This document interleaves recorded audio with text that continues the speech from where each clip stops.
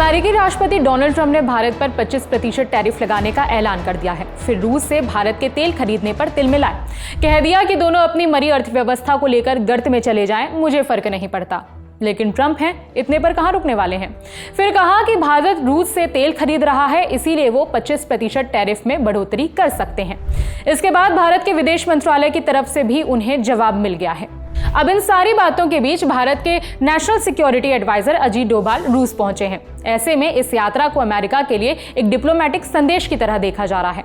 India today से मंजीत नेगी की report के मुताबिक अजीत डोभाल मॉस्को में भारत रूस के सैन्य और सुरक्षा सहयोग और तेल पर प्रतिबंधों को लेकर बातचीत के लिए पहुंचे हैं।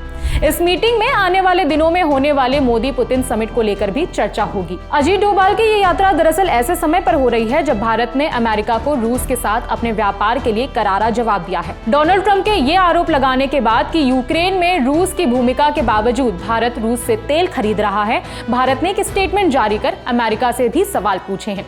भारत ने तथ्यों के साथ सवाल उठाया कि जब अमेरिका खुद रूस के साथ व्यापार कर रहा है तब भारत पर सवाल क्यों, ये दोहरापन क्यों। ऐसे में अजीत डोभाल की रूस की ये यात्रा डोनाल्ड ट्रंप की खींच को और ज्यादा बढ़ा सकती है। इस यात्रा को लेकर रशियन न्यूज एजेंसी TASS ने बताया कि अजीत डोभाल की ये यात्रा पहले से प्लान थी।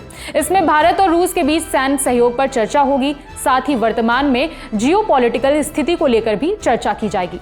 इसमें सूत्रों के हवाले से बताया गया कि इन मुद्दों के अलावा भारत को रूस से तेल की आपूर्ति को लेकर भी इस मीटिंग में चर्चा की जाएगी। मीडिया रिपोर्ट्स के मुताबिक मॉस्को में सुरक्षा सहयोगों की चर्चा में S-400 मिसाइल खरीदने और भारत में उसके रख रखाव से जुड़े बुनियादी ढांचे पर भी बात की जा सकती है। साथ ही रूस से Su-57 फाइटर जेट खरीदने की भी बात हो सकती है। भारत और अमेरिका की रस्साकशी में अजीत डोभाल का रूस जाना दरअसल भारत की अपनी स्वतंत्र फॉरेन पॉलिसी की नजरों से देखा जा रहा है। इसका एक पहलू देश के हितों को साधने का भी है, जो किसी दूसरे देश की धमकी पर टिकी नहीं हो सकती है। अगस्त महीने में ही 27 और 28 तारीख को विदेश मंत्री S जयशंकर भी रूस की यात्रा पर जाएंगे। S जयशंकर की यात्रा के दौरान बातचीत डिफेंस, एनर्जी और ट्रेड के इर्द गिर्द होगी। इस दौरान रूस के विदेश मंत्री सर्गेई लावरोव से द्विपक्षीय और अंतर्राष्ट्रीय मुद्दों पर बातचीत होगी।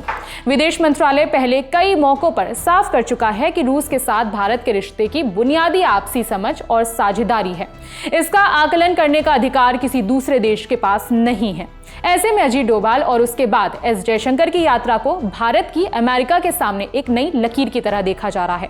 वो लकीर जो इस बात की तस्दीक करती है कि भारत किसी देश के साथ क्या रिश्ते रखेगा, ये कोई तीसरा देश तय नहीं कर सकता है। अजीत डोभाल की ये रूस यात्रा अब कई मायनों में महत्वपूर्ण हो गई है। ये ऐसे समय में हो रही है जब अमेरिका भारत को रूस से रिश्तों को लेकर टारगेट कर रहा है। इस खबर में फिलहाल इतना ही। खबर लिखी हमारी साथी जागृति ने। मेरा नाम है विभावरी। देखते रहिए दी लेलन टॉप। शुक्रिया।